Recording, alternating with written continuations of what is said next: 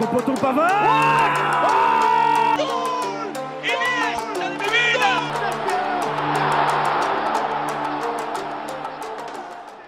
Bonjour à tous et bienvenue dans En Première Intention, émission du 3 novembre 2020. Et nous sommes de retour en live sur Twitch avec l'équipe au complet. On commence par Aurélien Vaillard. Bonjour à tous. Thomas Depex. Bonjour. Et Dridi Amici. Bonjour.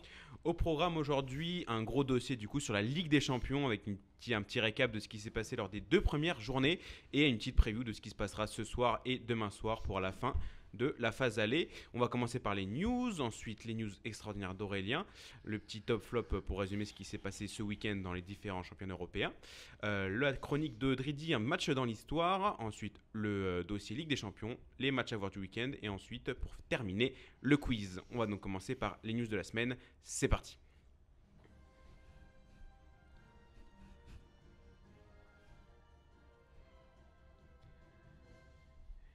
Les news de la semaine et on commence par l'Allemagne où les négociations entre David Alaba et le Bayern Munich pour une prolongation de contrat ont échoué selon le président du Bayern, ce qui laisserait le défenseur autrichien libre en juin prochain.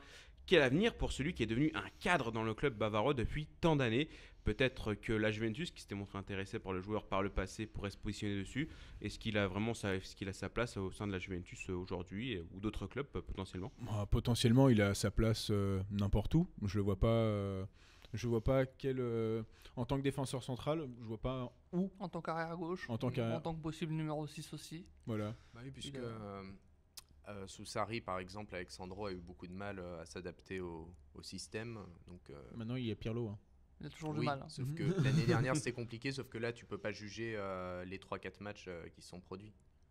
Mais voilà, il sort quand même d'un an assez compliqué. Donc, s'il n'arrive pas à se remettre d'assaut cette saison. On parle d'Alaba ou tu parles d'un autre joueur là ? Non, il parle de Sandro. De Sandro. Pour la Juventus. Oui. D'accord, ok. Bon, potentiel remplaçant d'Alexandro Alaba du côté de la Juventus. Même si ces dernières années, il a plus évolué en défense centrale qu'à gauche. Il pourrait évoluer à gauche, il peut évoluer défenseur central, il peut évoluer numéro 6. Ce serait une super pioche pour tous les clubs européens. Je crois qu'il rêverait apparemment d'Espagne. Après, on sait son agent ses avis. Et il ferait du bien au Real Madrid, David Alaba en défense. Il ferait du bien. Une défense David Alaba, Sergio Ramos. Quand tu vois Piqué l'anglais, et l'anglais, tu dis qu'il ferait du bien à Barcelone aussi. Tu dis qu'il ferait du bien possiblement aussi à l'Atlético. Après, son agent ses avis. T'es sûr ? C'est pas Ramadani ? Non, c'est Zahavi. Non, Zahavi s'entend bien avec les dirigeants du PSG. Pourquoi pas ? Il y avait pas eu une petite approche aussi auparavant Alaba PSG. Genre une rumeur, peut-être d'ailleurs pour une prolongation de contrat derrière.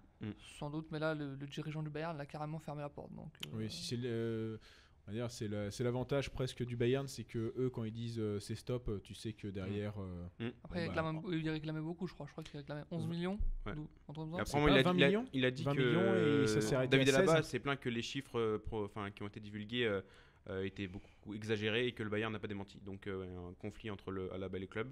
Donc on va voir s'il va peut-être rebondir dans un autre club ou alors c'est une manigance pour un petit peu gratter un petit peu d'argent pour le salaire prochain. Ouais. Ça ressemble pas du tout au Bayern. Je vois pas du tout. S'ils ont, admettons, ils ont fait les chiffres annoncés, je crois que c'était 16 millions la dernière offre. Il n'y aura pas 17 millions qui va sortir. De ce côté-là, si les finances sont saines du côté du Bayern, c'est que ensuite, c'est dirigé d'une main de maître. Le Bayern a quand même dépensé beaucoup d'argent. Par exemple, on ne pensait pas que le Bayern soit capable de dépenser autant sur certains mercatos. Donc, par exemple, lorsqu'ils ont eu Lucas Hernandez, c'était une première pour le Bayern de dépenser autant. Donc, peut-être qu'ils ont su avoir des finances stables. Et que maintenant, il se lance, voilà. De toute façon, on verra bien si David Alaba prolonge finalement Bayern Munich ou alors s'il va voir ailleurs. Ensuite, déjà reporté à 2021, l'Euro pourrait cette fois-ci changer de localisation. Initialement prévue dans toute l'Europe, la compétition pourrait se dérouler en Russie, selon le Parisien. Une décision qui tomberait sous le sens étant donné la grave situation sanitaire que traverse l'Europe ces derniers temps. Donc bon, est-ce que c'est le bon choix, la Russie qui apparemment contrôlerait l'épidémie selon les dires du Kremlin. Donc bon, on ne sait pas, c'est encore des rumeurs, rien n'est officiel, mais bon, c'est déjà plus logique de le faire dans un seul pays plutôt que dans toute l'Europe, quoi. C'est ce que j'allais dire, oui. Vu le contexte, oui. Après, va falloir suivre l'épidémie. Je crois que la décision sera prise quand ? En mars, non ? Comme ça, ils ont dit ça ? C'est assez tard quand même, mars, pour une décision qui commencera en juin. Il n'y a que 3-4 mois pour se préparer. Juste, ils auront rien à préparer. Enfin, il n'y aura pas de spectateurs a priori, les stades seront déjà prêts, éventuellement les hôtels, mais bon, je pense que... Mais est-ce que déjà vous étiez pour, à la base, de faire un euro à travers l'Europe, ou alors c'est vraiment juste rajouter des... Non, c'était une belle connerie de Michel Platini. Non, moi ça m'amusait. Ça m'amusait. Non mais t'inquiète, c'était une connerie. L'empreinte carbone des équipes s'amusait aussi avec ça. Oui, ça aussi, oui. Ah mais ça c'est... En fait, c'est des choses aussi qu'il faut prendre en compte dans le football moderne. Mais apparemment, les valises, il aime bien les prendre, Michel. Je raconte n'importe quoi, l'empreinte carbone. Non. Mais si, je suis désolé. C'est sur ça qu'on va passer sur la dernière news sur les valises de Michel. La dernière news concerne un club espagnol, puisque Geoffrey Kondogbia va signer à l'Atlético Madrid en conflit ouvert avec sa direction à Valence suite à un message posté sur Instagram la semaine dernière critiquant le président en place, Anil Murti. Il va rejoindre les Colchoneros pour un montant avoisinant les 12 millions d'euros.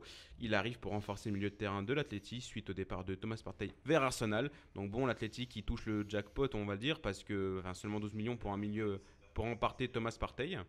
Et Geoffrey Kondogbia qui a été juste offert par Peter Lim, apparemment, vraiment, qui a appelé le président de l'Atlético Madrid pour juste faire signer son joueur là-bas. Donc bon, c'est la gestion de Valence à son meilleur et à son pire. C'est plus moi qui peut en parler. C'est vrai que ça peut faire... on sait très bien le niveau de Geoffrey Kondogbia lorsqu'il est à son top. D'ailleurs, c'est dommage de voir qu'il a enchaîné les blessures. Et là, le conflit ouvert fait que ça fait pratiquement presque 1 an et demi. Oui, c'est terrible. Voilà, j'ai aucun adjectif pour dire ce qui se passe dans le club, parce que déjà avec le départ de Geoffrey Kondogbia, même si ce n'est plus l'ombre de lui-même depuis 2018 où il a fait une saison fantastique, depuis avec les blessures malheureusement et sa baisse de niveau de jeu, c'est devenu un fantôme sur le terrain vraiment par rapport à ce qu'il pouvait donner. Maintenant, à Valence, il n'y a personne pour le remplacer vraiment au milieu de terrain dans son registre. Il n'y a que Uros Rasic qui est pas mauvais, mais qui a encore besoin de pas mal de temps pour vraiment s'installer. Donc bon, Valence, faut pas se tromper, Valence joue le maintien en Liga, ce qui est très triste, mais bon, avec l'état de l'effectif et l'état financier, malheureusement, on peut jouer que ça. Donc, pour le moment, vous êtes au même niveau que Barcelone, hein, et pourtant Barcelone, je pense qu'il joue le titre. Hein. Ouais, mais je pense qu'eux vont monter pendant que nous on va descendre. Donc voilà, des dynamiques différentes. C'est donc la fin des news. On va passer aux news extraordinaires d'Aurélien. C'est parti.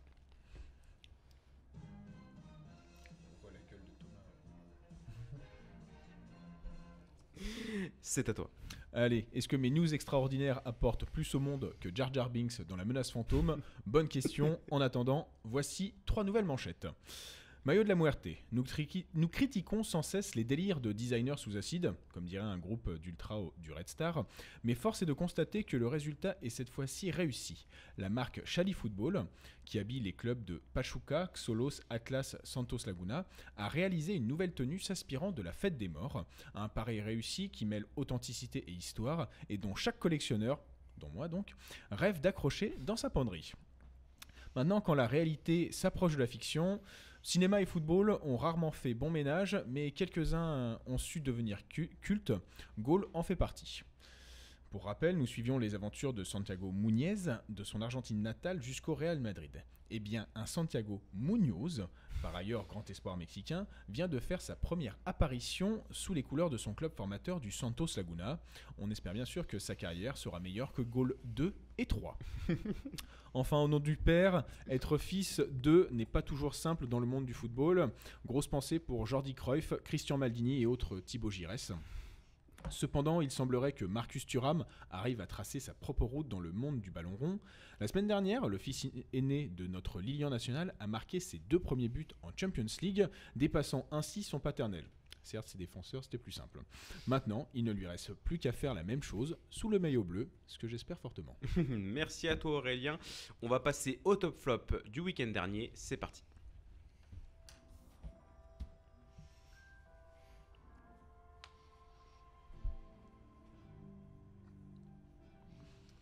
Le top flop, on va commencer par les tops et on va commencer par toi Thomas qui va nous parler d'un attaquant qui fait du grand bien au sein d'un club français, plus particulièrement au LOSC. On va parler de Burak Yilmaz.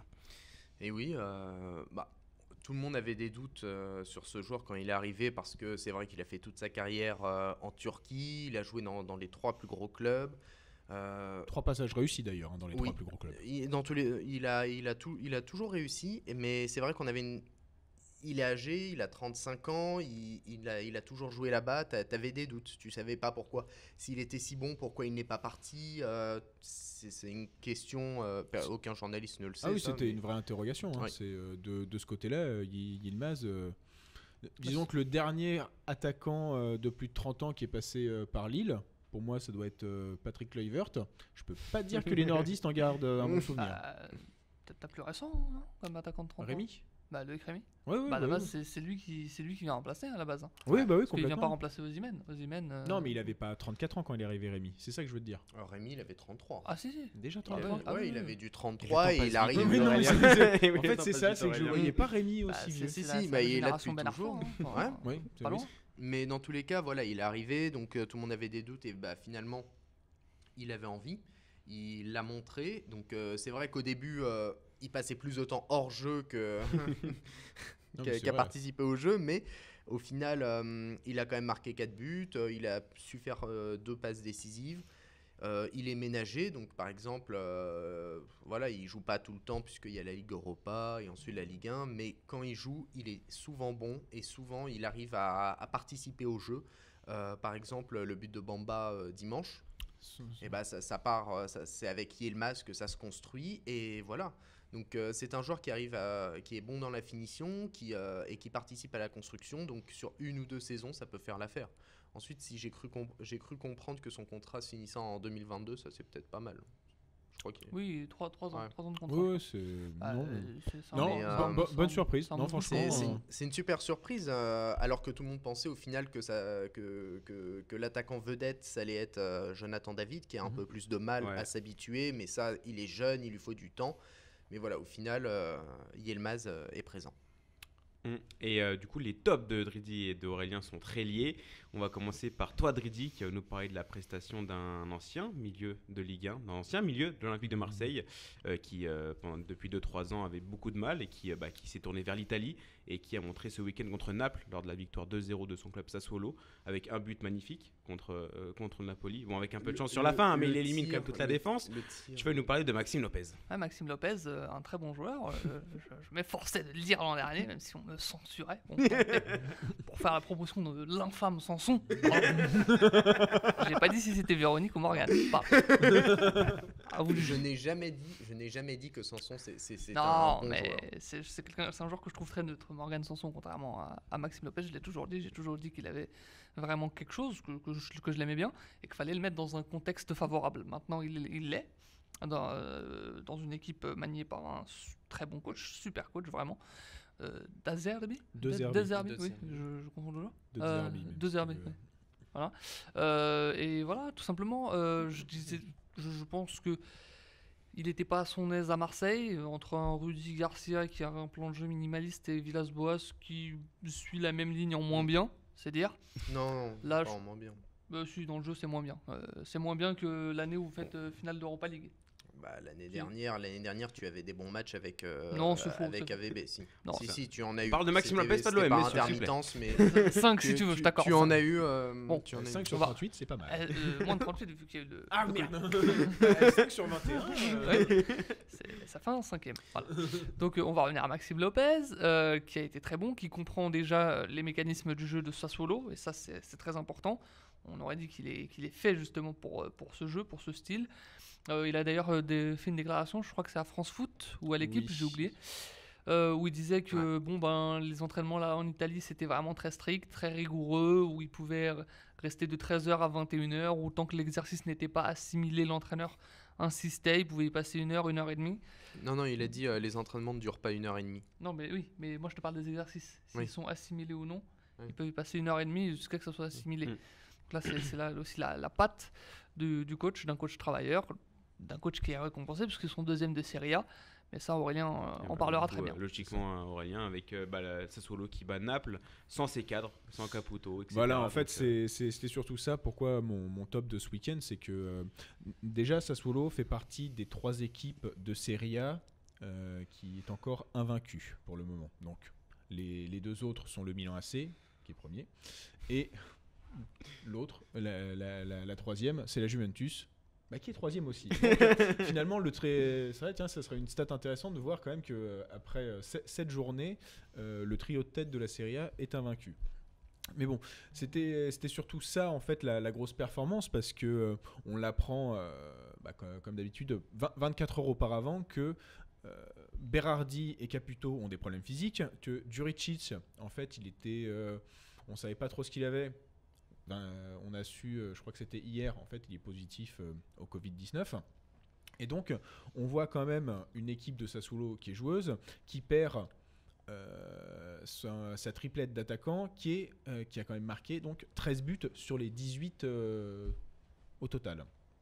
Et en plus, celui qui sert plus ou moins de remplaçant, que ce soit à Berardi, à Caputo ou à Juricic, qui est Grégoire Defrel, qui était aussi lui un peu sur le flanc, qui me semble, il est rentré vers la fin. Donc c'est une très belle performance, surtout que Naples aussi était pas trop mal.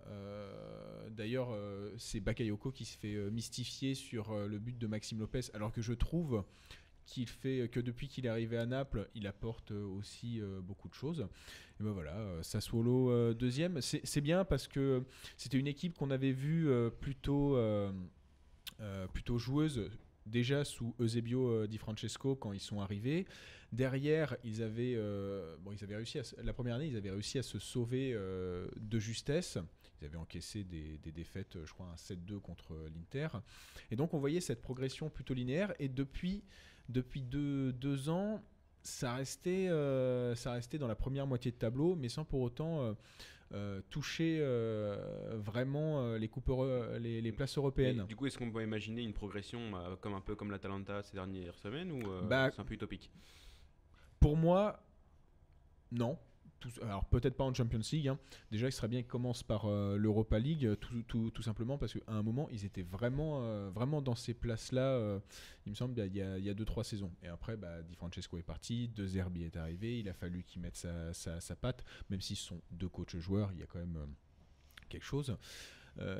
Moi, ce que j'aimerais bien voir, c'est cette progression, et surtout pour De Zerbi, parce que on a remarqué qu'il avait un certain plafond de verre et a pas résisté au gros. Donc voilà, là Sassuolo est deuxième de Serie A.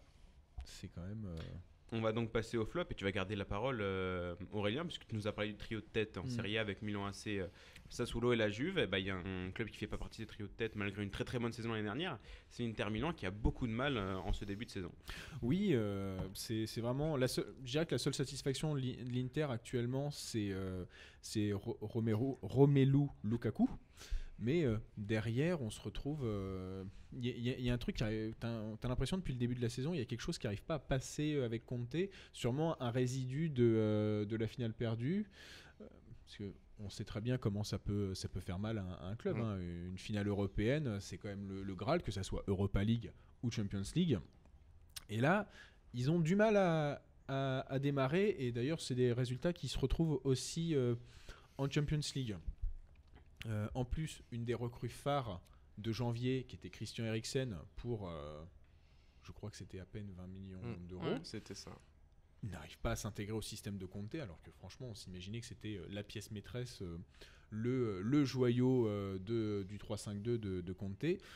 Mais bon, il n'y arrive pas. Conte aussi s'entête avec son dispositif, n'essaye pas d'autre chose. Et résultat des courses, ils font pas partie des favoris, alors que pour moi, c'était clairement le favori cette année. Un recrutement plutôt cohérent, un bel effectif déjà présent, et la Juventus qui est aussi en pleine reconstruction. Donc il devait. Ensuite, c'est vraiment du court terme avec l'Inter qui a recruté beaucoup de joueurs qui sont assez âgés. Oui. Avec Kolarov, Ashley Young, Arturo Vidal. Ouais. Donc c'est un projet qui est vraiment sur le court terme. Mais ensuite, Eriksen, est-ce qu'il le voulait vraiment, Conte ?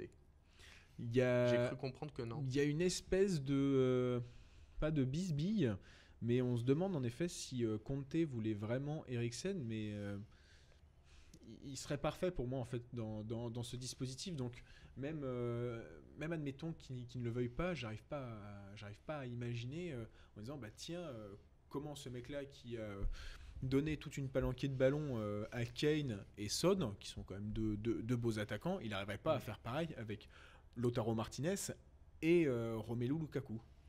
Sûrement qu'il doit avoir quelque chose maintenant de personnel, et c'est peut-être pour ça qu'il n'y arrive pas. Mais bon, moi je trouve ça dommage parce que la Serie A a besoin de stars. Il faisait partie, là actuellement, alors il y en a qui sont pas contents. Moi je fais quand même partie des contents. C'est que la Serie A fait partie depuis le début de l'année des championnats où on marque le plus. Et donc on a le spectacle, on veut les stars. Et maintenant merde quoi. Merci à toi Aurélien pour ton flop. On va passer à celui de Thomas qui va nous parler d'une équipe qui, malgré un début de saison assez encourageant en Ligue 1, malheureusement paye son manque d'expérience peut-être. C'est l'AS Saint-Etienne. Oui, Saint-Etienne. Donc on peut se rappeler l'interview récente de Claude Puel. Avant, on allait dans le mur. Maintenant, tu y vas toujours. Saint-Etienne a voulu se débarrasser cet été des gros salaires, du Casery, du Boudbouz et j'en passe. Pour Casery, tu peux juste dire de gros Casery. pas besoin de mettre salaire. Bon, gratuit, au final, mais j'adore ce joueur, hein, c'est pour ça. Ah, t'inquiète, je crois qu'il est toujours là. Il est toujours là. Ils ont tenté de s'en débarrasser. Ils ont réussi à se débarrasser d'Mvila qui joue la Ligue des Champions maintenant avec l'Olympiakos. Ah oui, c'est vrai. Mais au final, ils ont gardé les vieux, donc ils payent les salaires, sauf qu'ils jouent pas. Et donc Saint-Etienne s'est mis en tête de mettre en avant les jeunes avec du Fofana l'année dernière, du Saliba encore avant. Au final, il n'y a plus aucun des deux. Voilà. Au final, tu recrutes. Il reste des jeunes, mais il est moins bon du coup. Ouais, tu recrutes Red Sauce de Leverkusen. Ouais, de Leverkusen. Ah, oui. Il arrive pas pour l'instant et puis il s'est blessé de mémoire. Mais c'est quand même pas mauvais. Il rate un plat du pied. Il a eu une bonne forme, il a eu un petit pic et ensuite là il commence à redescendre, mais comme toute l'équipe, puisque tu as du Camara, Youssouf et j'en passe qui sont tous très jeunes. En fait, tu as fait confiance à ton équipe Gambardella, mais gagner la Gambardella ne signifie pas que tu es prêt pour le haut niveau. Ah non, je te confirme. Saint-Etienne, voilà. Je te confirme, Auxerre, on l'a gagné, je crois que c'est en 2014 ou 2015, et derrière. Dans l'effectif actuel, il me semble qu'il reste juste Keji Van Boto et il n'est pas titulaire. Bon, ça, c'est pas parce qu'il n'a pas de talent, c'est parce que Furlan préfère Quentin Bernard. Mais vas-y, continue parce que. Nous c'est pareil. De rapporter ça à la JOCR quand même. Notre équipe à Marseille, on était en finale face à Montpellier. Au final, t'as que Camara, t'as que Perrin qui joue régulièrement, et encore Perrin a joué que quelques matchs et a disparu des radars. Donc t'as que Camara. Nkunku l'arrière gauche. Qui a été titulaire.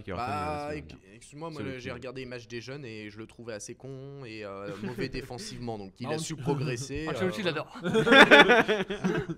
Donc y croire Thomas ou Dans tous les cas, Saint-Etienne, tout le monde disait ça, toutes les personnes qui suivaient les jeunes disaient que Nkunku n'était pas prêt pour le haut niveau. Bon, finalement il a su progresser. Mais pour revenir à Saint-Etienne, au final depuis le Saint-Etienne bébé, c'est des défaites et quelques matchs nuls. Voilà. T'as plus de fond de jeu, t'as plus rien. De dire ça, j'ai l'impression. Ouais. Et en plus, t'as eu des blessures. Ça c'est pas propre à Saint-Etienne, c'est pas à cause de Saint-Etienne, mais t'as eu Masson qui s'est blessé gravement alors qu'il était très très bon. Tu as eu Debuchy qui s'était blessé, qui commence à revenir. Voilà, ils étaient dépendants l'année dernière et en début de saison, et encore même en début de saison, c'était compliqué. Mais voilà, il y a une dépendance, il y a la Bonga dépendance. Sauf qu'au final, il se remet pas. Parce que moi, quand tu me dis Bonga, je pense à autre chose. Bonga, dédicace à Berlu, qui a marqué si que tu 2 nous buts. entends du ciel, il est pas mort. Qui a marqué que 2 buts depuis le début de saison, et au final, maintenant qu'il va un peu moins bien, tu te rends compte que c'est la merde. Et c'est la merde pour moi, MPG aussi. Le dernier flop, c'est Dredi qui va nous parler d'un entraîneur bien connu de Ligue 1 qui n'arrive plus à se dépatouiller avec Lyon, avec encore un match nul ce week-end contre Lille. Je vais nous parler de Rudy Garcia. Ouais, un match nul encore bien terne, bien triste. Je crois qu'ils ont fait 0 tir cadré en seconde période. Oui, c'est ça, c'est la stat. Souvent, si tu fais 0 tir, je pense qu'il y en a 0. Ils ont quand même réussi à mettre un but. Sur un CSC. Pippo Inzaghi avait réussi à marquer 2 buts, mais sur une seule frappe. Je crois que c'est la finale de 2007 contre Liverpool. Il y a une histoire comme ça. Mais au final, mais il n'y a pas Inzaghi à Lyon. Faut quand même se rendre compte que les médias ont dit Lyon a su arracher un point miraculeux, alors que à l'origine, Lyon c'est quand même supérieur à Lille à l'origine. Bien supérieur. Bah, c'est surtout en fait, ce qui me dérange le plus, c'est que l'un des deux meilleurs joueurs du Final 8 n'est plus là parce qu'il a eu le Covid. Tant pis pour lui, j'ai envie de dire. Mais non, c'est pas possible. Cacré, il ne fait plus partie de l'effectif, j'ai l'impression. Et comment on l'a justifié, ils ont gagné, donc c'est bon, on va rester comme ça. Ce qui sous-entend qu'à la première défaite, il va tout changer, et encore changer, alors que justement, il gagne, donc il devrait mettre les meilleurs, mais non, il le fait pas. Guimarães l'a disparu, il préfère Thiago Mendes, qui est plutôt quelconque. Il est passé de médiocre à quelconque, c'est une progression. Peut-être il passera de quelconque à bon un jour, je sais pas. Mais en tout cas, moi je ne comprends pas l'absence de Guimarães, je comprends pas l'absence de Cacré, je comprends pas non plus pourquoi il s'entête à ne pas faire jouer Cacré, Guimarães, Paqueta, Aouar ensemble dans un 4-4-2. Losange, je pense que ça peut faire des dégâts, ça, voire dans un 4-3-3 avec Aouar légèrement plus à gauche. Plus à gauche, plutôt que Kadewere et Toke Kambi. Je vous invite à revoir l'action magnifique où les deux se gênent, c'est juste oui, j'ai vu. Et puis il y a aussi des changements incompréhensibles où Aouar c'est le meilleur joueur du match et tu le sors comme ça d'un coup à l'heure de jeu, je crois. Sachant que c'est grâce à lui qu'il y a mais c'est grâce à lui qu'il y a eu tout. Clairement, c'est le meilleur joueur du match, mais vraiment, c'est le meilleur joueur en tout cas côté Lyon et de la sortie. Je ne comprends encore pas pourquoi. Donc je pense qu'on est plusieurs à ne pas comprendre ce que fait Rudy Garcia. Si on pouvait avoir un coach comme De Zerbi personne n'a jamais compris. à Lyon, je pense que ça serait une preuve de génie tactique d'après Jean-Michel Aulas. Oui, Personne ne comprend Rudy, c'est pour ça que on n'est pas assez intelligent pour comprendre. C'est un peu comme les décisions du gouvernement. Il faut faire beaucoup de pédagogie. Beaucoup. Ceci n'est pas une tribune. C'est comme Thomas Tuchel, il faut avoir les diplômes pour comprendre et pouvoir juger. Est-ce que tu as tes diplômes? Il est en conférence, il a dit j'ai mes diplômes moi. Donc, voilà. Vous avez vos diplômes? Bah non. C'est donc la fin de ce top et flop. Merci à vous messieurs pour ce petit récap de ce qui s'est passé ce week-end dans les différents grands championnats. On va passer à la chronique de Dridi avec un match dans l'histoire.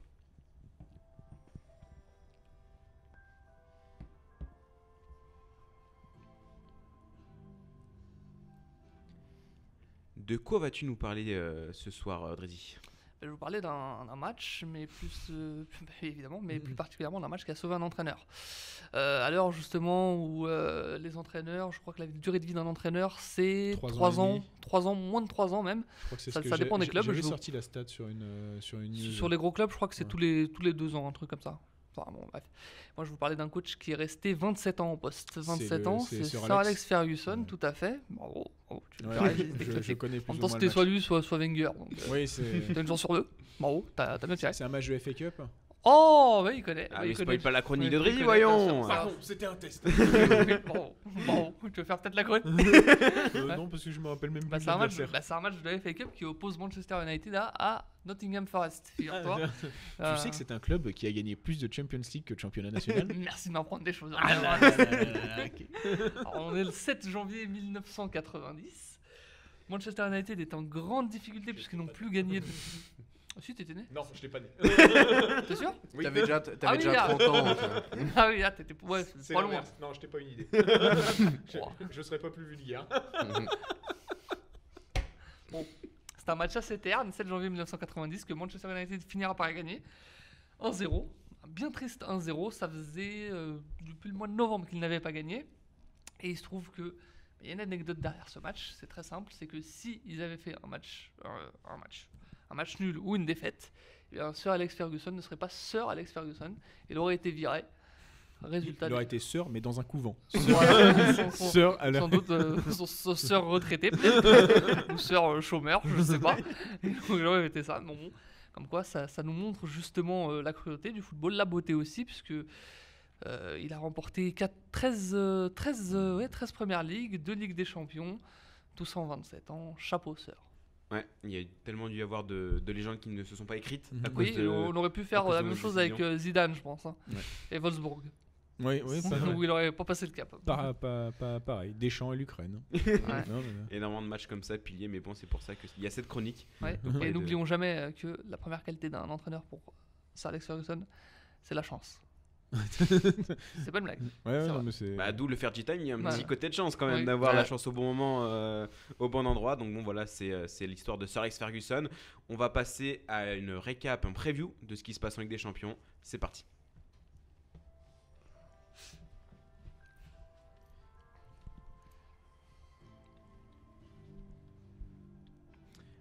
Pour être simple lors de ce récap preview de Ligue des Champions, on va faire groupe par groupe. Si vous le voulez bien, on va commencer par le groupe A avec le groupe du Bayern Munich, l'Atlético de Madrid, le Lokomotiv Moscou et le Red Bull Salzbourg. Donc le Bayern évidemment qui caracole en tête après sa victoire 4-0 contre l'Atlético Madrid la semaine dernière et là qui va affronter du coup le Red Bull Salzbourg et l'Atlético qui a 3 points derrière. Donc bon, est-ce que c'est joué définitivement les places qualificatives pour les huitièmes de finale entre le Bayern, l'Atlético? Est-ce que les Lokomotiv et le Salzbourg n'ont aucune chance? Ils n'ont pas aucune C'est chance. Salzbourg. Mais après, pour le Lokomotiv, je pense que ça sent le roussi. Oui. Pour défaut de sortir le charbon. C'est drôle ça. Bravo. Ah, j'aime beaucoup. Non, mais c'est vrai qu'on a vu un Bayern tout de suite très conquérant, où en plus on s'est dit que face à l'Atlético, c'est match piège c'est toujours un match piège. Hein. Je pense que Liverpool se voyait déjà un pied en quart. Hein. Mais bon, hein, voilà. Marco Llorente, on a décidé autrement. Marco Llorente. Ou Adrian, en fonction. Oui, voilà. En tout cas, ce sont des Espagnols qui ont décidé de changer cela. Derrière, non, je vois quand même l'Atlético passer sans trop de soucis. Ensuite, l'avantage, c'est que Joao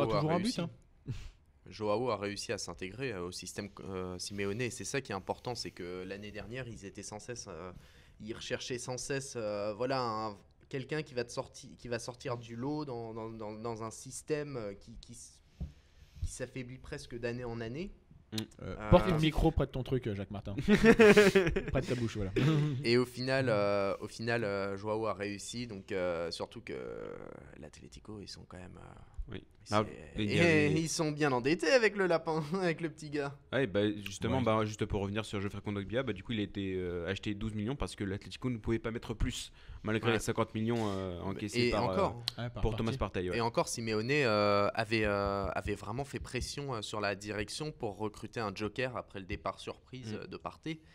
Donc au final peut-être qu'il va se remettre la tête à l'endroit et ça pourra apporter une nouvelle solution à Simeone dans son milieu. D'ailleurs, on a des nouvelles de Thomas Lemar. Il commence à. Il est en réanimation. Il a marqué son premier but, sa première passe décisive depuis 1 an, je crois. Il y a une ou 2 semaines. Donc il y a une progression. Mais le problème, c'est que lui, il peut faire des semi-performances, même pas une performance, mais une semi-performance, et ensuite il disparaît pendant des mois. Il y a quelques joueurs qui n'arrivent pas à s'acclimater au climat Simeone, climat Cholo. Malheureusement, Thomas Lemar semble faire partie de c'est pas un problème d'effort, c'est un problème, je pense, de tactique. Oui. Tactique ou peut-être de personnalité tout simplement. Ouais. C'est un garçon très réservé. Il a annoncé du côté de Leipzig à un moment.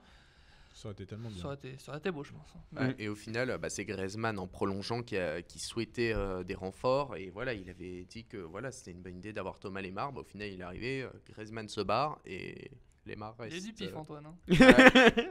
Futur directeur sportif. Il s'est barré 1 an après quand même. Oui, 1 an après, ouais. Lemar. Il est du pif là aussi. Et ça fait plaisir de voir Joao Félix performer avec l'Atlético Madrid parce qu'il y a eu beaucoup de doutes sur l'énorme somme quand même qu'a déboursé l'Atlético Madrid, 126 millions. Il avait que 6 mois d'expérience au haut niveau. Ça. Et encore, même pas 6 mois. Je crois que c'est à partir de février, un truc comme ça. Il y a des joueurs dont tu sens qu'ils ont. Oui, tu sens qu'ils ont du ballon, mais 120 millions. Mais c'est un sacré pari de mettre 120 millions. C'est comme Fofana de Saint-Etienne, 50 millions alors qu'il a joué que 15 matchs. C'est un pari. Mais tu sens que le gamin. C'était pas 40 Fofana? Pour moi, 40, 50, on fait plus la différence de nos jours. J'aurais même dit 30. 10 ou 15 millions près, dans le football moderne. J'irais peut-être sur les 30-35. Pour moi, il y avait 30-35 avec une histoire de bonus parce que c'était un. Donc voilà pour vous, du coup, l'Atlético et le Bayern qui passent normalement. Ensuite, il ne faut pas enterrer Salzbourg qui peut faire une petite surprise, on ne sait jamais. Oui, mais il y a pas. La Ligue des Champions, c'est. Disons, ils n'ont pas un attaquant ils ont un très bon, il me semble, c'est un Zambien, je ne sais plus comment il s'appelle malheureusement, qui est vraiment pas mauvais aussi bien dans le championnat autrichien que. Il me semble qu'il a marqué quelques buts aussi. Soit dans les tours préliminaires, mais ça me parle un peu, mais c'est pas Hollande quoi. Et c'est vrai que il faut pas oublier, l'année dernière Salzbourg a fait peur à Liverpool, si je me trompe pas, grâce à ce. Hollande et Minamino aussi d'ailleurs, qui est du coup du côté Liverpool, qui joue quasiment pas malheureusement. Non, mais temps d'adaptation sans doute. Non, mais il venait déjà. Il y a 6 mois avec Klopp, c'est 6 mois de mémoire. Oui, mais il venait pour. Quand tu vois par exemple Diogo Jota qui lui s'est adapté directement aussi. Oui, mais il venait déjà d'Angleterre. Et déjà dans une équipe. Il était déjà ciblé par Klopp 2-3 ans avant. Mais il avait pas estimé prêt, il a dit on va attendre un peu. Mais tu vois, par exemple, Fabinho qui était arrivé de Monaco, il lui a fallu 6 vrais mois pour tirer son épingle du jeu. Donc voilà, c'est fini pour ce groupe A. On va passer au groupe B où, je pensais jamais dire ça un jour, mais le Real Madrid est dernier de son groupe de Ligue des Champions, derrière le Shakhtar qui est premier du groupe de la mort, on peut dire, avec devant le Borussia Mönchengladbach et l'Inter Milan. Est-ce que le Real Madrid a une chance de ne pas passer son groupe de Ligue des Champions après, je pense que ça doit faire une sacrée stat, le nombre d'années que le Real n'a pas passé les poules de Ligue des Champions quand même. Ah ouais, je pense que... Ça va faire une sacrée stat, donc le Real reste quand même à 3 points du Shakhtar, ce n'est pas non plus c'est les années 90 il me semble. Oui, il peut y avoir que les années 90 de toute façon. Ils avaient gagné une coupe de l'UEFA, je crois que c'était avec la fameuse Quinte del Buitre. Mais il me semble que c'est fin 80, début 90, il y a une histoire comme ça. Mais ça doit. En effet, ce sera une très belle stat. Mais avec le Real qui perd à domicile face au Shakhtar et qui fait match nul contre. Se sauve les miches. Le mot c'est se sauve les miches. Avec 3-0 et qui était à 2 doigts de remonter. Non, contre Mönchengladbach. Tu parles du Shakhtar. Ah oui, mais. Le Shakhtar. Le Shakhtar, il se sauve pas les miches, ils perdent dans tous les cas. Ouais, ils perdent dans tous les cas, ils étaient à 2 doigts de revenir, avoir été menés 3-0. Et contre Mönchengladbach, ils ont eu beaucoup de chance pour arracher le nul. Donc, est-ce que le. Surtout que Shakhtar, ils avaient de nombreux. L'Inter qui sont pas top. Ouais. Ils affrontent l'Inter, ils affrontent une équipe de Conte qui lui sans non Lukaku pas top. qui est blessé. Qui est blessé. Donc, est-ce que Mönchengladbach et le Shakhtar peuvent créer la surprise dans ce groupe quand on voit les formes récentes de l'Inter Milan et du Real Madrid? Alors moi, la peur de Mönchengladbach, c'est toujours, en fait, pour moi, je me base un peu sur ce que j'ai vu dans le championnat allemand, où finalement sur la longueur, c'est un peu tirer la langue. Est-ce que là, ça va être le dernier match avant, on va dire. Décembre ou janvier pour la Ligue des Champions, phase retour. Le phase retour, ce sera à mon avis fin novembre, parce que là on va être en trêve internationale. Oui, donc décembre. Donc là, c'est le dernier match de la phase, on va dire, domicile, donc les 3 premiers. Alors peut-être que je les vois bien aller choper moi je vois bien un résultat au Shakhtar. Arriver premier du groupe. Ah oui. Autant Shakhtar, je sais pas trop parce qu'ils sont adeptes. Ils ont des bonnes performances, mais parfois ils pêchent bêtement. Ils ont quand même battu le Real à l'extérieur. Donc, avec ça va être compliqué avec pour pas Real, tous les titulaires. Oui, en plus, il n'y avait pas les titulaires. Après, si Zidane fait une 3ème qui remporte l'Europa League. Personnellement, moi, si je vois le Real pas passer les poules, ça me met toujours en joie. Mais du Shakhtar ou de Mönchengladbach, je vois pas, on va dire, ces deux-là passer et ni l'Inter ni le Real rester à quai. Si les deux font match nul, oui, donc une défaite, une victoire. Je dis pas que c'est pas possible. Après, moi, c'est la barre, je le sens bien. Mais ensuite, le Real, ils paient leur mercato en soi. Ils n'ont pas eu de mercato justement parce que Florentino voulait économiser pour l'année prochaine. Mais après, on a vu ce week-end, Eden alors Hazard que tu revient. perds tes joueurs. Eden Hazard revient, il revient bien et ça peut faire beaucoup de bien à l'attaque madrilène. J'ai l'impression. Oui. Mais justement, Zidane n'avait pas préféré le lancer dans le grand bain directement. Il avait préféré qu'il règle tous ses problèmes de santé en une fois. Pour qu'il puisse ne pas rechuter. Ces problèmes de santé, c'était quoi? C'était les analyses sanguines. Oui, alors trop de cholestérol. Monsieur Eden, là. Je suis désolé. Là. Au final, il revient très bien, mais le problème, c'est que tu as perdu des joueurs comme Rames, comme Bale. Bon, ils ne servaient pas à grand-chose, mais tu avais quand même un petit la variété de... c'est surtout entre les joueurs. Tu avais de la concurrence qui pouvait toujours exister, alors que là, et surtout plus que grand monde. Si Eden Hazard revient bien, ça peut délester Benzema d'un poids au niveau du secteur offensif. Il est seul. Il devait faire tout seul parce que Vinicius... lui, c'est pas jouer avec Vinicius. C'est par intermittence, malheureusement. Vinicius, son cerveau marche par intermittence. Pendant le match ce week-end, Vinicius a beaucoup cherché Benzema dans les passes et tout. C'est marrant ça. Donc on va voir si le Real peut remonter la pente et arriver en 8e de finale de Ligue des Champions. L'année dernière, c'est l'Atalanta qui a fait ça, qui avait perdu ses 2 premiers matchs, s'était fait fesser par Zagreb et City. Manchester City. Et Pour derrière, arriver en quart de finale. Ils étaient plus rassurants dans ce qu'ils montraient sur le terrain. c'est vrai que On va passer au groupe C avec le premier club français de cette Ligue des Champions. Enfin, le premier qui a malheureusement 0 points. C'est jamais le premier. c'est l'Olympique de Marseille. Dans le groupe, du coup, avec Manchester City qui a gagné ses 2 premiers matchs. Et à la deuxième place, Porto et l'Olympiakos qui sont à 3 points tous les deux. L'OM qui affronte Porto ce soir. Est-ce que l'OM peut créer un semblant de surprise ou alors vraiment... Là, on va essayer juste peut-être aller chercher le match nul. Avec la composition Sanson dans un rôle de meneur de jeu avancé, Oh, ça fait peur. J'ai très très peur. Je me demande pourquoi on a recruté Cuisance. Si c'est pour On est affronter bien. Brest, Guingamp, Brest, Lens et j'en passe. Guingamp, c'est la prochaine étape. Ouais. non, mais c'est incroyable. Tu fais jouer Cuisance, donc oui, c'est comme ça, il s'adapte. Il s'adapte à ses nouveaux coéquipiers et tout, mais tu vois qu'il a déjà une certaine relation technique avec du Thauvin, pas encore avec Benedetto, puisqu'il joue de moins en moins le Pas lapin. encore avec Dimitri. Il prend pas Ouais, encore Pas la grande avec frite. Payet, puisque Il justement... a essayé de le lancer en profondeur la dernière fois. C'était terrible. Des Bah non, images- c'est surtout qu'en Ligue 1, ils jouent pas ensemble, puisqu'il y en a un qui est suspendu. Ah. Eh oui. Eh oui. Ouais. Eh oui. Mais c'est pour ça que justement la composition était passée sur un 4-4-2, c'était pour que Cuisance remplace le style de meneur de jeu de Dimitri Payet. Mais au final, tu te retrouves en Ligue des Champions et tu mets Sanson en meneur de jeu. Alors que le mec, il prend pas les infos. Quand il décide de Bah, il tirer, est sans vision. il tire de l'extérieur de la surface pour toucher une mouette. Voilà. Donc je pense que ça va être très compliqué ce soir. Ouais, Moi, après, je vois enfin, bien, Porto, là, c'est pas des foudres de guerre non plus. Hein. Non, Ah bah c'est surtout clairement qu'ils pas. ont ils ont perdu beaucoup de joueurs. Porto dans le jeu, c'est du Conceição. Un peu, vous voyez ce qu'il faisait avec C'est Nantes. austère. C'est austère. C'est le pas mot en top. plus. Non, vraiment. Mm. Je pense qu'on va assister à un match où il faudra. Nul. Bah, quand tu vois les autres affiches qui en même temps, bon, je sais pas s'il y aura beaucoup d'affiches. Mais il y a Ah, personne il me devant le semble qu'il match. y a hein. pas un Ajax-Atalanta. Bah, il y a Ajax Liverpool. Non, c'est C'était la semaine dernière, Ajax Atalanta. Oui, donc du coup, Ah mince, c'est ah oui. c'est Atalanta-Liverpool, Atalanta-Liverpool et Inter Milan-Real Madrid. Bon, Oui, c'est Ajax Midtjylland. Ajax Midtjylland, ouais, donc. Faut pas se marquer ça, je pense.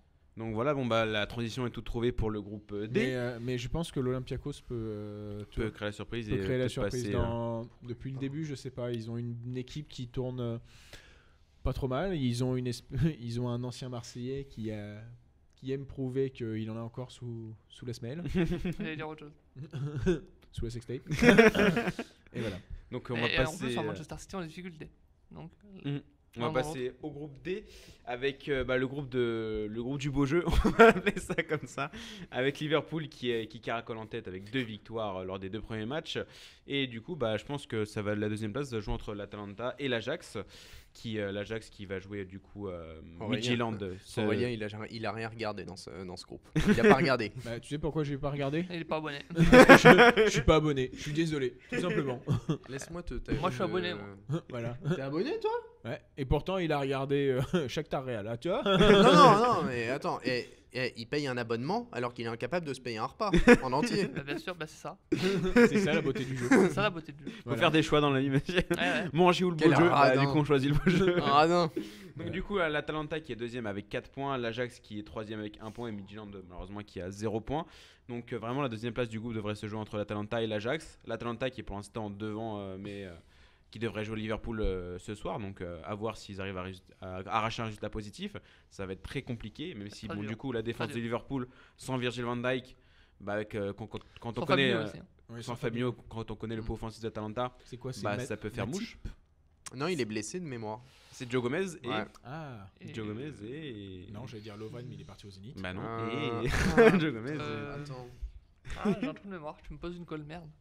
je sais pas mais C'est Bah, bon. Ouais, mais. du Enfin, coup bref. l'Atalanta qui pourrait faire enfin pas la sensation parce qu'on connaît déjà cette équipe mais qui pourrait faire très très mal à Ah, Liverpool. carrément, oui. Oui, oui. Donc un match assez ouvert quand même et bon Après, encore une fois, c'est son marquage individuel et tout. C'est ça, c'est Le l'Atalanta. On rouleau sait que compresseur c'est, de Liverpool, en 10 minutes, tu peux. mais de son côté l'Ajax malheureusement qui souffre d'énormément de cas de Covid dans son effectif. Contre Midtjylland ça peut malheureusement être ça compliqué. ça peut peut-être les embêter, je sais pas, même si Midtjylland c'est pas non plus c'est pas non plus des peintres au Danemark, ça a une certaine réputation, surtout en fait sur le quadrillage des jeunes joueurs. Mais il manque Dusan Tadic, André Onana, et il manquait un troisième dont j'ai oublié le nom. Mais ça reste quand même, je pense surtout à Tadic qui faisait vraiment ce côté, c'est lui l'organisateur du jeu. Mais je les vois quand même gagner contre les Danois. On va passer au groupe E avec le deuxième club français, le Stade Rennais, qui est malheureusement le dernier de son groupe, mais qui a quand même réussi à arracher un match nul contre Krasnodar. Même ça aurait pu être une victoire pour Rennes parce qu'il y a eu pas mal d'occasions, mais Krasnodar a été solide défensivement. Ouais, affaibli, mais peut compter sur un très bon gardien aussi d'ailleurs. Lors du deuxième match avec Chelsea et Séville qui sont tous les deux en tête avec 4 points. Donc bon, est-ce que malheureusement le rêve rennais pour peut-être passer en huitième de finale, là ça va être très très compliqué. Je pense qu'il n'y avait pas de rêve rennais pour les huitièmes de finale et qu'il y avait... Quand même. Il y avait un rêve. Quand tu te retrouves face à Chelsea et Séville, je pense que. Non, mais Séville en Ligue des Champions, ça n'a jamais été vraiment. Non, c'est pas énorme. Il y avait moyen de passer, je suis désolé. Tu vises. Même si Séville, c'est vrai que Lopetegui, très bien. Le problème, c'est que. Pour moi, mais il visait surtout la saison. La troisième place. L'apprentissage. Pour moi, ils étaient vraiment sur ce côté apprentissage de la Ligue des Champions, parce que c'est quand même leur première participation. Dans l'histoire. Ouais. Donc Serhou Guirassy à jamais le premier comme buteur rennais en Ligue des Champions. J'ose espérer le voir un jour sous le maillot bleu, mais il fait partie de ma longue liste d'attaquants que je veux voir sous le maillot bleu. Moussa Dembélé, s'il te plaît. Rudy, remets Moussa Dembélé en titulaire. Quand il est titulaire, Moussa Dembélé, il a eu du mal. Il a eu beaucoup de mal. Ça branche ton cerveau, s'il te plaît. Certes aussi. Mais non, en plus, Chelsea revient très très bien grâce à un énorme gardien sénégalais qui a fait donc 5 clean sheets sur ses 6 matchs, qui renvoie ses Kepa et ses 80 millions directement sur un banc confortable. D'ailleurs, je pense que ça fait longtemps qu'un gardien africain n'a pas été titulaire dans un grand club. C'est vrai que quand tu réfléchis, dans un top 5, t'as Onana à l'Ajax, mais sinon, il faut oui, mais c'est pas ce que j'appelle un top club, on va dire. Ensuite, est-ce que c'est pas la petite connexion Rennes-Chelsea au niveau des goals? Ouais, c'est vrai qu'avec avec le Lichon qui a réussi à faire une belle place à Chelsea. Il vient là jouer à Rennes, Petrovic. Oui, oui, c'est pour ça, il est parti avec le Lichon. Ouais. Parti dans les bagages. Lui, il aime bien les grands gardiens. Il joue que par les grands. On va passer au côté groupe Setch, et après il avait remplacé. Faut pas oublier, ils avaient remplacé Setch par Isaacson. C'était quand même. Non, qui Rennes à l'époque, ouais. 2005-2004. Mais bon, oui, les deux premières places sont actées normalement pour Chelsea. Et Séville, on va passer au groupe F avec la Lazio de Rome et le club de Bruges qui sont tous les deux en tête de ce groupe avec 4 points. Le Borussia Dortmund qui est 3ème à 3 points et le Zenit malheureusement qui a 0 points. Donc groupe assez ouvert pour les deux places qualificatives pour les huitièmes de finale avec la Lazio Bruges Dortmund. La bonne surprise avec du Cercle Bruges. Donc est-ce que Dortmund... Même pour moi, la Lazio est une bonne surprise. Ah non, franchement, en Coupe d'Europe, si on prend derrière en Coupe de l'UEFA, les mecs, ils n'ont pas réussi face à Cluj, face au Celtic, et il y en avait un troisième dont j'ai oublié le nom, je ne sais plus, c'était Rosenborg ou un truc comme ça. Oui, ils avaient leur chance en Europa League. Ils avaient leur chance en Europa League, et Inzaghi l'avait complètement mis de côté. En plus, quand ils ont joué contre Bruges, donc c'est là où ils ont fait match nul, ils se sont retrouvés ils ont eu Ciro Immobile et Luis Alberto qui ont été positifs au Covid-19. Je me suis dit, on était sur un bis repetita l'année dernière. Et finalement, ils ont réussi à choper le point du match nul. Et plus les 3 points de la victoire improbables grâce à Jean-Daniel Akpa-Pro, un ancien Toulousain qui a joué pendant 2 ans à la Salernitana. En série B.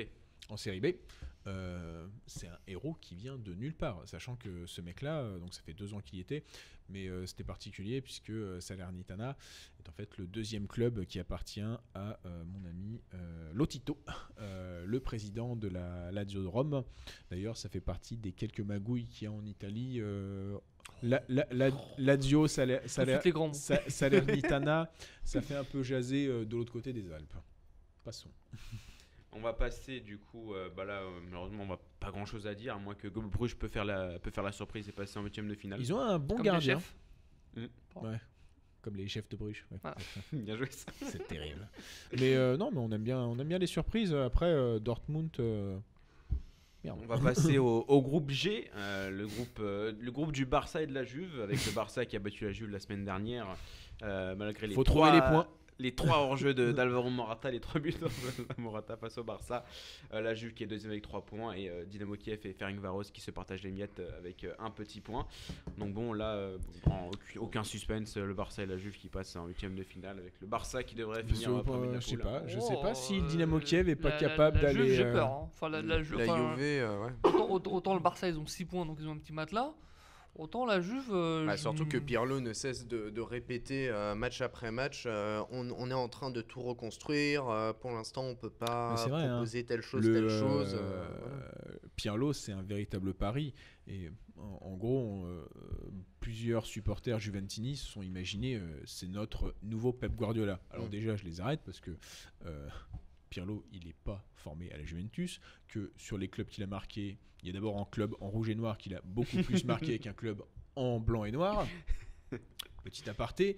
Et surtout, en fait, ce qu'il ne faut pas oublier, c'est que en fait, Pep il s'était déjà fait la main sur le Barça B. Et en fait, Pirlo, à la base, il devait s'occuper de la Juventus U23 qui sont en série C. C'est d'ailleurs le seul club, on va dire, c'est la seule réserve d'un gros club qui est aussi haute. Et ils l'ont promu pour des raisons financières et aussi pour des raisons qu'ils n'ont pas réussi à avoir, je pense, les coachs qu'ils désiraient. Le problème, c'est que la Juve est un club qui est coté en bourse et qui n'a cessé de perdre de l'argent au fur et à mesure des années. Ouais. Donc le problème, c'est qu'ils devaient de prendre une solution rapide puisque le licenciement de Sarri, au niveau de la bourse, ça joue. Donc voilà, ça pose des problèmes. Ensuite, je crois qu'il a même pas eu le temps de faire un seul match avec les U23 à la Juve. Ah non, zéro. C'est la plus belle promotion du monde. Ensuite, petit aparté, sur Calciomio, on n'avait pas préparé un match, un article que va faire Andrea Pirlo avec les U23. Ce qu'il peut apporter, 2 heures après, il était promu manager de l'équipe 1. C'est ça qu'il va apporter. Par contre, en parlant des finances de la Juve, il faut que les personnes qui nous écoutent lisent les articles de Calciomio sur les finances de la Juve depuis des années. Ils sont très très bien. Je crois que c'est en 3 parties. En 3 parties ou en 2 parties, et j'ai lu, c'est très intéressant. On sait faire des trucs intéressants. Mais c'est pas toi qui l'as écrit. Non, je suis pas rédacteur Juve et je m'intéresse pas aux finances de la Juve. Moi, je m'intéresse aux finances de mon club et elles sont pas très bien. Mais en tout cas, il y a le retour de McKennie pour la Juve. Il y a ça, plus mine de rien, le retour de Ronaldo. Aussi, ça pèse un peu. Ça pèse un peu, pourtant je suis pas son plus grand fan, mais mine de rien, contre Lo Spezia Calcio, ça fonctionne. Vous oubliez un truc. Rabiot est toujours titulaire. Oui, ça. Mais il a fait un bon match. Hein. Il a fait un bon match. Il a marqué. Oui, il l'a marqué. Oui. J'ai vu un avertissement MPG. Mais je crois que c'était but contre, je t'ai dégoûté. Et par contre, Bonucci ne cesse d'être nul. Oui, et le problème, c'est que Chiellini a encore des problèmes physiques. Du coup, Demiral est revenu normalement. Et il est revenu. Oui, et il a joué titulaire. Après, je crois pas que ça a été un grand. Il n'a pas franche réussite dans le sens où il nous a habitués à des prestations de soldats, quoi. Habitué est un grand mot. C'était sur une courte période.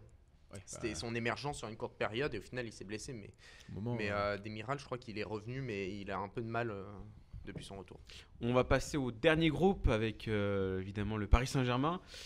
Qui est deuxième de son groupe après sa défaite malheureusement. Tout va bien, merci. On passe à autre chose. Après sa défaite contre Manchester United lors du premier match, qui reste quand même deuxième, le PSG devant Leipzig qui lui aussi est à 3 points, United à 6 points et Başakşehir qui est à 0 points. Est-ce qu'on peut avoir peur pour le PSG quand tu as une qualification en 8e de finale? T'as pas de stars, t'as pas ton milieu référent. Du côté de Leipzig aussi, il y a quelques absents, donc ça va être très compliqué. Donc peur, je dirais, oui, quand même. Oui. Pas serein. Oui, pas serein. C'est vraiment pas serein. Honnêtement, mais là, je pense étonnant, que tout supporter du PSG prendrait une victoire bien dégueulasse, avec un coup de pied arrêté. Mais vraiment, oui, parce que là, vraiment, c'est inquiétant. C'est Manchester qui est quand même assez... C'est inquiétant aussi. On l'a vu ce week-end en première ligue, c'était cataclysmique. Ça collait 3 jours avant, ça collait 5-0 à Leipzig. Ouais, parce que c'était une faille spatio-temporelle. C'est la seule explication. Ça arrive. Plausible. Ouais, mais après ils ont fait la même avec le PSG. Tu vois, c'est l'Europe est une. Alors là, c'est pas une faille. Là, c'est encore autre chose. Ole Gunnar Solskjaer est un entraîneur qui réussit bien face aux entraîneurs allemands. C'est vrai. C'est une théorie intéressante. C'est vrai. C'est une théorie comme une autre. Mais ensuite, j'en reviens toujours pas. C'est en fait, United a quand même un effectif qui est monstrueux, qui est incroyable. Monstrueux, mais à part dans certaines parties du terrain, parce que défensivement. Oui, mais justement, tu m'as coupé l'herbe sous le pied. Voilà. À part la défense centrale qui est avec les deux, avec l'alcoolique là, de Chypre et notre grand Suédois qui apparemment d'après Canal est un défenseur très solide. Ah mais il est solide, hein. Ah oui. Je pense que j'arriverai pas à le bouger. Je pense qu'il me décalque. Mais sinon t'as Bissaka à droite qui est bon. T'as Telles qui peut proposer. Le tacleur fou, on appelle Wan-Bissaka. Le tacleur fou, Wan-Bissaka. Vraiment, il tacle toutes les 2 secondes sur un terrain, ça en devient. Mais par contre, il est quand même. Il reste très bon. Bien. T'as un milieu qui est incroyable. T'as une multitude de joueurs. T'as tout, mais il n'arrive pas à trouver la bonne recette. Enfin, est-ce qu'il en est capable? Ça, c'est une autre question. Et ensuite, en attaque, Cavani, tu peux pas trop compter dessus pour l'instant, puisqu'il faut qu'il s'adapte et j'en passe. Il s'échauffe. Voilà, mais t'as Greenwood et Rashford. T'as Greenwood, Rashford, Martial en 9. C'est pas mal, c'est pas mal. Bruno Fernandes et Pogba quand il veut au milieu de terrain. Il faut lui mettre un maillot frappé du coq et là de ce côté-là il est nickel. Mais bon. Donc voilà, est-ce que le Paris Saint-Germain va pouvoir se qualifier pour les 8e de finale? Rien n'est moins sûr. Je parie sur une petite deuxième place. Une petite deuxième place. Sur un petit forceps. Une petite deuxième place, si bat Manchester par 2 buts d'écart, c'est la première. Hein. Et c'est pas impossible. Donc on verra bien lors de. C'est pas impossible, mais c'est pas la dynamique qui est. Ouais, mais le physique des Parisiens m'inquiète. On verra bien ce soir et lors de la phase retour de cette phase de poule de Ligue des Champions, on va passer à l'avant-dernière chronique et on va passer donc au match à voir du week-end. C'est parti.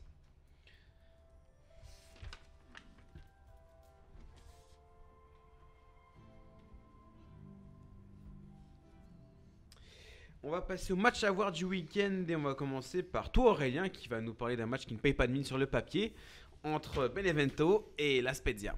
Voilà, entre Benevento et Lo Spezia Calcio. En fait, c'est la ville de La Spezia, mais quand tu parles du club, c'est Lo Spezia Calcio.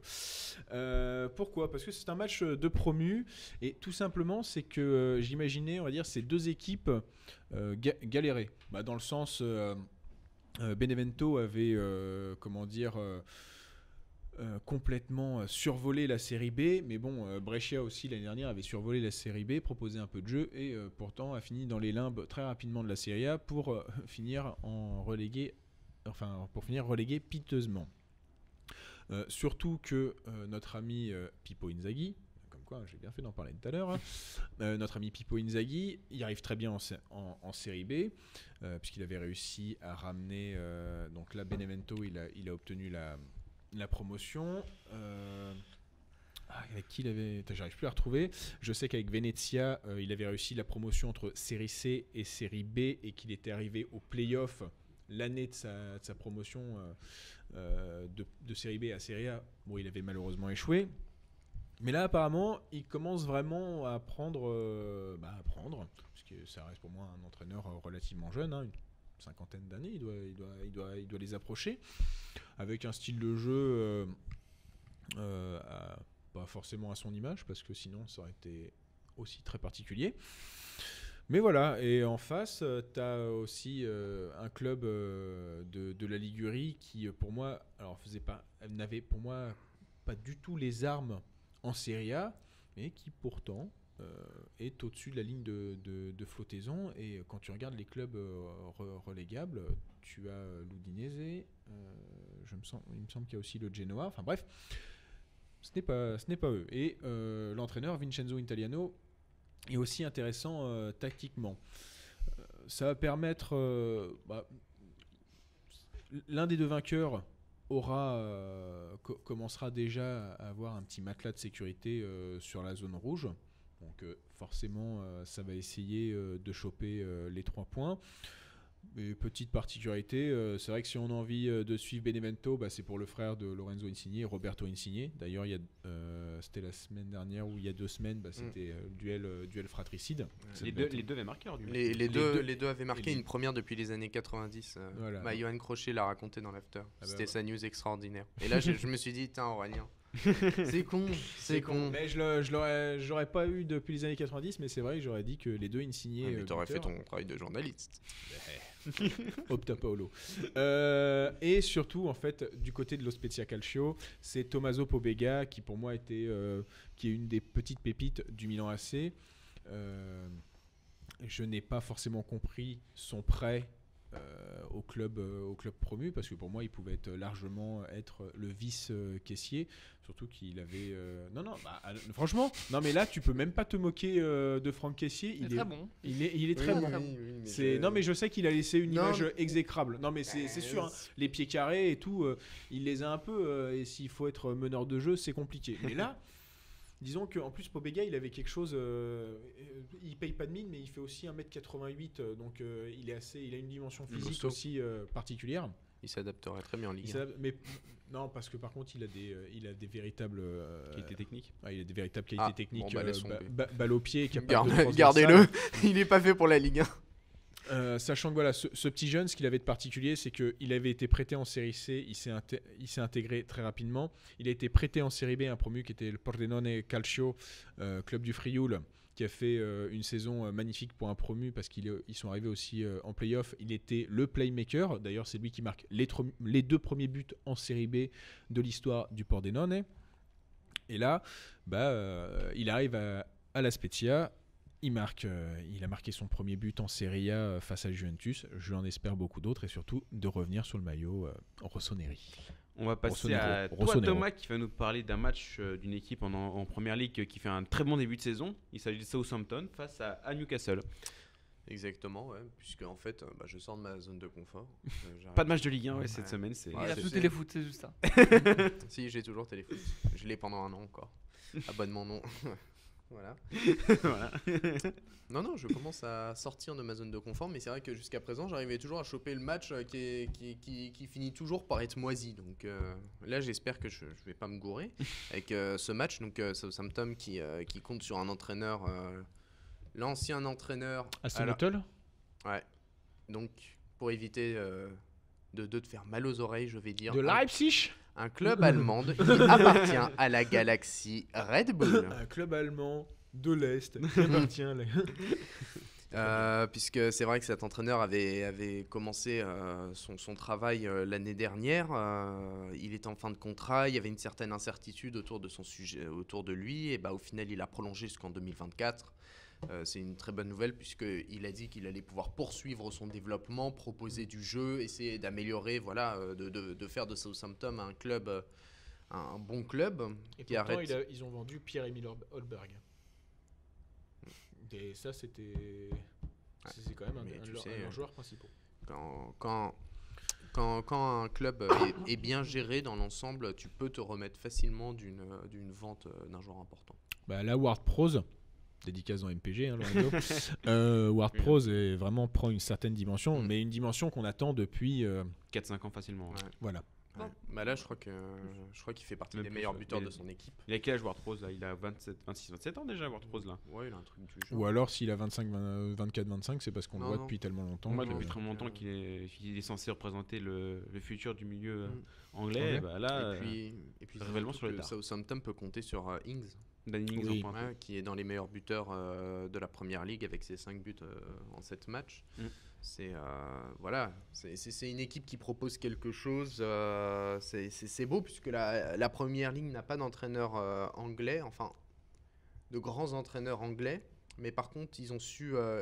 Oui, parce que je dirais que. Pas de grands entraîneurs anglais. Oui. En fait, si je. Non, mais là, à part Frank Lampard à Chelsea peut-être. Là, je dirais un des plus grands entraîneurs anglais. Il est sans contrat actuellement. C'est Eddie Howe. Je pensais que tu passais d'Arsène Wenger. Il est pas anglais. Ça, c'est dommage qu'il ait quitté le club après. Après 10 ans. Ouais. Et sachant qu'il avait été joueur avant. Ouais, on va passer au. Attends, t'as quelque chose à rajouter Bien sûr, et Newcastle. Purée, c'est eux qui prennent du temps. Et Newcastle qui au final a vu sa vente avorter. Avorter. Donc, grâce à Nasser Al-Khelaifi. Donc c'est surtout que ça a pris beaucoup de temps avant que l'Arabie Saoudite se retire du projet. Donc en fait Newcastle n'a pas pu se préparer. C'est ce qu'avait expliqué le président du club. Il les avait dit j'espère que cette histoire est bientôt finie parce que pour l'instant on ne peut pas avancer, on ne peut pas prévoir un budget pour telle chose. Et bah au final ils ont fait un mercato au rabais, c'est digne de. Ils ont dû choper ça sur Wish. Ils ont chopé Callum Wilson. Hein. Oui. C'est pas. Je crois qu'il a coûté une petite somme quand même. Non mais ils n'ont pas fait le mercato espéré. Au final. Si ils ont prolongé Saint-Maximin jusqu'un 2027. Ah un truc comme ça. Quel rêve. Ah mais il est bon Saint-Maximin. Ça va avec et au final, ils ont battu Everton la saison dernière. Ils arrivent la semaine passée. Ils arrivent à rester dans le ventre mou de la Ligue 1 et je me dépêche puisque sinon on va encore me couper. Et c'était la première ligue. Donc finalement le dernier match à voir du week-end, c'est pour toi Adredi avec Manchester City qui a à la limite une victoire obligatoire pour pouvoir rester dans la course au titre, même si la saison est longue.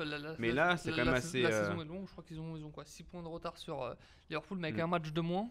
Ou 7, parce mais avec un match de moins. Ils sont du coup à 2-3 points de Liverpool avec un match en moins. Mais enfin, là, du coup, s'ils gagnent leur match face avantage à Aston Villa. psychologique pour Liverpool pour l'instant. Avantage psychologique pour Liverpool, l'avantage psychologique très clairement pour Jürgen Klopp face à Pep Guardiola. Pep Guardiola, un Manchester City qui est en crise, n'ont pas forcément de résultats parce que ça va, c'est plutôt rattrapable, on va dire ça comme ça, mais dans le jeu c'est vraiment pas bon. Ça ronronne clairement. On voit que dans le pressing ils sont en grosse difficulté et ça c'est pas depuis cette année, c'est depuis l'an dernier. Donc potentiellement on va avoir un match très compliqué pour City. On pourrait voir ça, même si il y a des motifs d'espoir évidemment parce que c'est City, parce que quand même ils proposent quand même un jeu pas flamboyant mais quand même assez plaisant malgré des moments où ça ronronne.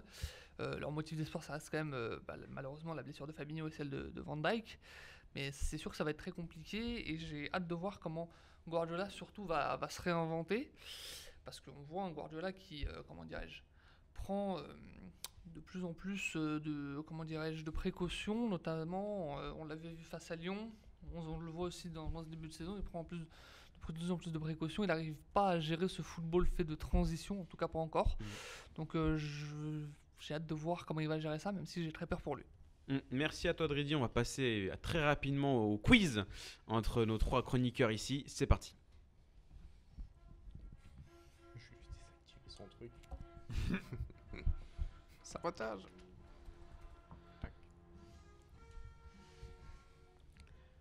Le quiz avec une suite de distinctions et de récompenses personnelles ou collectives qui vont vous aider à deviner un joueur. Tu ne notes rien Thomas. On commence par quelqu'un qui a été champion de France en 2000. Oula. Quoi ? Champion de France en 2000. Quelqu'un qui a été champion de France en 2000, qui a été élu révélation française France Football en 1997. Champion de France en 2000, révélation française France Football en 1997. C'est aussi le remplaçant le plus prolifique de l'histoire de l'équipe de France. Sylvain Huthard ? Non. Tu peux proposer quelque chose Thomas. 5, 4, 3, 2, 1. Ça rejoue. Il a aussi été finaliste de la Ligue des Champions en 2003. Dorasso ? Non. Remplaçant le plus prolifique de l'histoire de l'équipe de France. Oui, c'est vrai, je suis con. Du coup, Aurélien Thor du jeu, champion de France 2000, révélation française en 97, remplaçant le plus prolifique de l'histoire de l'équipe de France, finaliste de Ligue des Champions 2003, vainqueur de l'Euro 2000. Anelka ? Non. Tu peux proposer quelque chose. Thomas, 5, 4, 3. Parce que c'est Lyon en 2000. 2000, j'ai dit, pas 2000. Ouais, 2000. Non, c'est pas Lyon. 3, 2, 1. Et ça rejoue, et aussi gagné la Coupe du Monde 1998. Coupe du Monde 1998, Euro 2000, finaliste Ligue des Champions 2003, champion de France 2000. Dernière distinction, champion d'Italie en 2003. Putain, c'est avec le Milan AC. Non, Dugarry. Non. Putain, c'est avec le Milan AC. Champion d'Italie en 2003. Attention, proposez quelque chose. 3, 2, 1. Trezeguet. C'est David Trezeguet sur le groupe. Et oui, David Trezeguet. Bien joué à toi Aurélien. Deuxième joueur, 7ème du Ballon d'Or en 2008. 7ème du Ballon d'Or en 2008. Vainqueur de la Liga en 2014. De là Liga en 2014. Liga en 2014. 7ème du Liga Ballon d'Or 2008. Liga. 7ème du Ballon d'Or 2008. Coupe du Roi 2008. Mais on n'a pas. Genre David, il a. Bien joué à toi Aurélien, aïe, aïe, aïe, aïe. Ça va vite. Aurélien qui est très vif. Attention, Thomas Edridi, c'est votre dernière chance de briller. Et bon, bah, c'est compliqué. Meilleur jeune joueur de Serie A en 1997. Oh, bah. C'est le dernier joueur, hein. D'ailleurs, on n'avait que 3 cette semaine. Meilleur jeune joueur de Serie A en 97. Vainqueur de l'Euro Esport en 94. J'ai un doute là. Allez, tente quelque chose, tente le beau jeu. Pirlo. C'est non. Donc c'est à vous, Dridi et Thomas. Meilleur jeune joueur de Serie A en 97. Euro Esport 94. Avec l'Italie. Hein. Ce n'est pas dit. Meilleur buteur de Serie A en 97. Serie A 2004. Pipo. C'est Pippo Inzaghi, Ah, bien putain, joué à j'avais toi envie. Dridi. Mais bon, c'est Aurélien qui remporte le quiz cette semaine. Bien joué à toi Aurélien. Merci à vous d'avoir été présent pour cette émission cette semaine. Merci à Médéric en régie. Merci à vous qui nous avez suivis en live. On se retrouve très bientôt pour En Première Intention. Ciao à tous.